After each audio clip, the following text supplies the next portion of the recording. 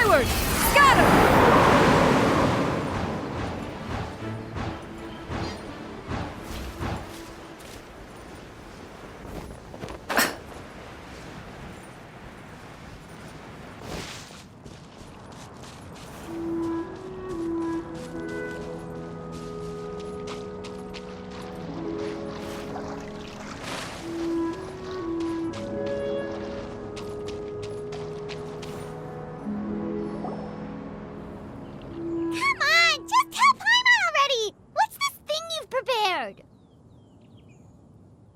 Here, this is it. Huh? But isn't this the mechanism that you were tinkering with when we first got here? Oh, is it another invention of yours? Precisely. A recent one at that. I am most pleased with the result. I call it the Suspensus Somnium mechanism. It periodically releases a soft breeze, which when paired with a gentle adeptal tune, can help the listener subconsciously relax and even enter a semi-hypnotic state. Soothing agitation and anxiety, relieving exhaustion and insomnia, its potential uses are numerous indeed. And of course, it can also aid in the recovery of lost memories. Whoa, what a cool gadget! But if you had it all along, why did you keep it to yourself until just now? We could have come to Mount Outsong right off the bat and saved time on a lot of floating. How preposterous. Had Yuendai not recalled much of her past through her own efforts, the device would have nothing to draw upon. We Adepti can only help those who first resolve to help themselves. Had she lacked such determination and strength of character, one would have little to offer in way of assistance. Paimon thinks she gets it now. Hey, what's that other thing? As previously mentioned, a gentle adeptal tune is required to take full advantage of the mechanism. One secured such a tune from Streetward Rambler. Only with her melodies can the mechanism reach its peak power. Whoa, Paimon can feel what you mean. Paimon's body feels light as a feather. It's as if she's lying down on a warm patch of grass after a super satisfying meal. And you, Yuendai, is the mechanism helping you to relax? It appears she has already succumbed to the depths of reverie. Come, join one on this side. We shall give her some time to herself.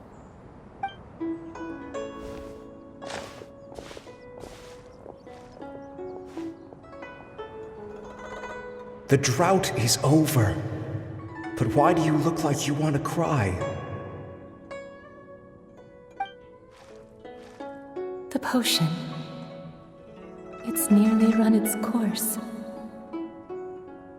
I've never regretted meeting you. Not even for a second.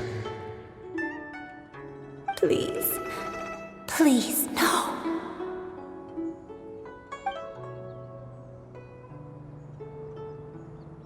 Have you forgotten? This is the world you left behind.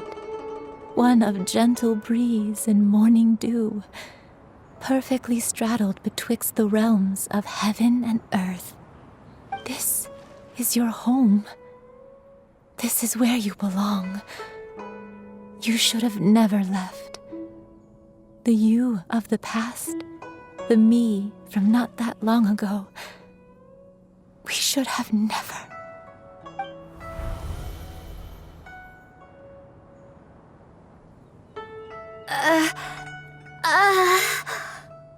So that is the truth. No wonder this place is so familiar. Granny! Granny, are you okay? Cloud Retainer. Your memories have returned? Wait, did you just call her by her full name? Does that mean you already knew each other? Yes. I now remember everything. Everything. Granny, please don't cry. I'm here. I'm here. Oh, don't worry, my dear child. Granny is fine. I'm so sorry, everyone. You've gone to so much trouble on my behalf. It's all come back to me now. The most important thing that I had forgotten was the truth of what I once was. One can sense the guilt that now plagues your conscience. Reclaiming a truth long buried is sure to come with a myriad of complex emotions. Perhaps one should recount the story on your behalf while you compose yourself. No, it's okay. Now that I've remembered, I must face my memories head on. Shuyu, everyone, I cannot thank you enough for all your help. I'm ready to tell you my story, if you're willing to listen. Please, Granny, don't force yourself. What happened in the past doesn't matter. I love you more than anything. Nothing you say can change that. I know, dear child. My feelings for you are exactly the same. It is for this reason that you deserve to know the truth. Some time ago, I made a terrible mistake.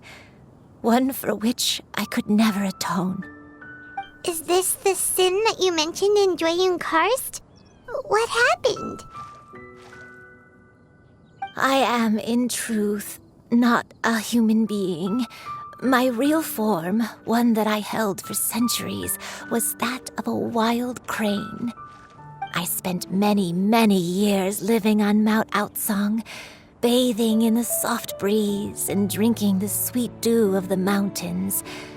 At some point, I somehow gained wisdom and sentience. The Lord of the Mountain, Cloud Retainer, became aware of my existence and began to share many stories with me.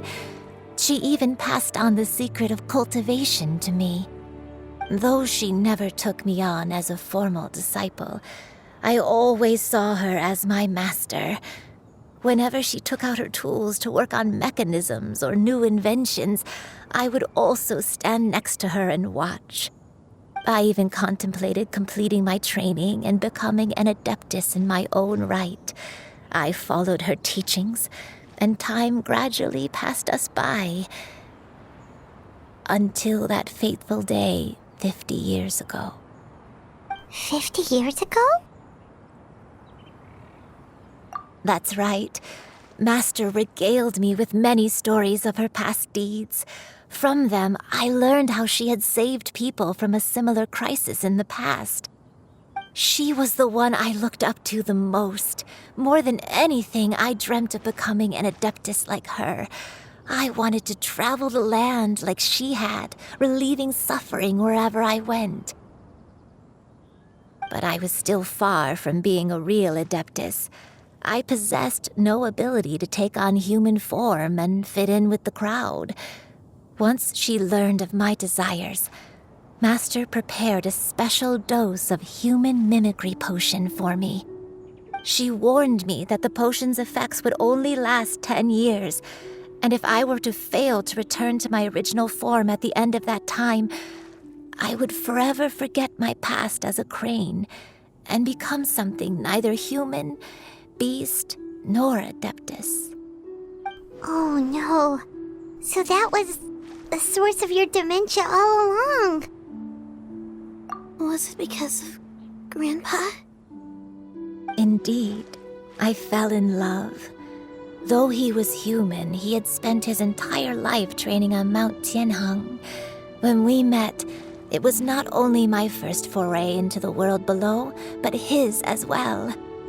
Although clumsy and impulsive as he was, you'd think he was the real strange bird among the two of us. But still, just like me, he cared deeply about the world and wanted, more than anything, to cleanse it of all pain and suffering. I could not help but fall for him. But my time continued to tick away. Those 10 years passed by in a flash. Yet I did not want to leave his side, so I...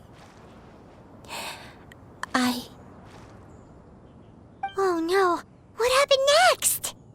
I committed an offense.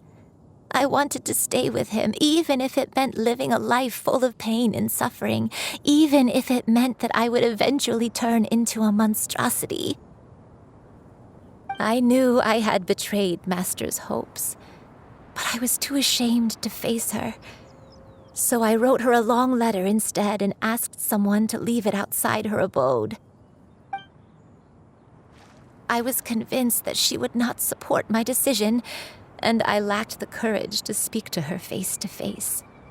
In my shame, I fled and tried to hide from the world, such that no one would be able to find me again. But that was only the beginning of my troubles. I began to suffer from a strange illness. My memories became hazy and confused, and I could no longer keep myself awake. I understood that my pain was caused by my refusal to return to the life I was fated to lead. Along with my memories as a crane, I soon forgot the true cause of my suffering as well. I knew only that I had committed a sin. All I could do was pray for forgiveness, even if I had long forgotten what needed to be forgiven. Looking back, I was beyond lucky to have come across that traveling merchant at Wangshu Inn. It was such a fortunate coincidence that we were there at the same time. If it weren't for those soul-revitalizing tea pills, I probably would have... Granny, what's wrong? Coincidence? Why did I ever think it was a coincidence? Tea pills concocted using the blood of an adeptus? No, it couldn't be. Master, don't tell me. Back then, that merchant was actually... Human custom would dictate the conferral of gifts to be in order when one's progeny is wedded, would it not? Consider the pills a symbol of one's best wishes. So when I tried to conceal my name and mistakes from the world and hide myself away in perpetuity, the only person I managed to deceive was myself. You knew where I was all along. One still remembers when you were but a fledgling. You possessed a certain fondness for a particular game.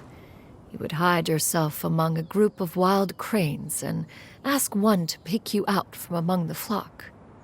One found you with such ease every time. 'Tis a truth most evident. One always recognizes one's own, no matter what form they may take. Wait! Paimon's confused!